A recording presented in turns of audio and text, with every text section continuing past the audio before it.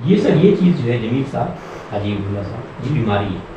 آپ نے یہ اویئرنیس دینی ہے کہ ان چیزوں سے آپ بچیں. بسکٹ یہ چیز کبھی نہ کھائیں, اس سے جب کھانا یہ ہمیں ٹرینڈ بن چکا ہے.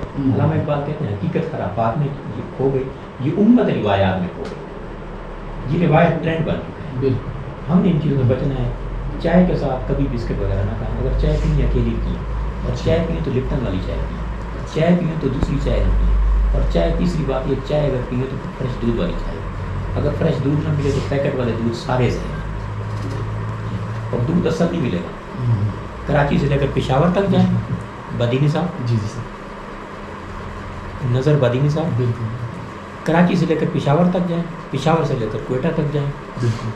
باہر لکھا بھی ہوتا ہے ہاضا پھر من فضل ربی, دودھ والی دکان پہ, اور دودھ آپ کو ایک پاؤ بھی خالص نہیں ملے گا. حقیقت. نمازی بندہ 7 وقت کا پڑھتا ہے, ہاں ہاں, یعنی شراب بھی پڑھتا ہے, تہجد بھی پڑھتا داڑھی بھی چھوڑا ہوا ہے, بالکل. لیکن یہ بیماری ہے. تو اس چیز کی اویئرنیس پیدا کریں سر. یہ سب یہ دل کے لیے بہت بڑی دوا ہے. اچھا, آج آپ کو جو تحفہ دے رہا ہوں یہ نظر صاحب کو, یہ یہاں یہ بہت قیمتی چیز ہے. یہ کل ایک صاحب ملے, وہ کہتے ہیں ایک مجھے بھی دے دیں. میں نے کہا یار یہ ایک جو پڑتا ہے وہ ہمیں جو ہے نا 6000 روپے کا پڑتا ہے.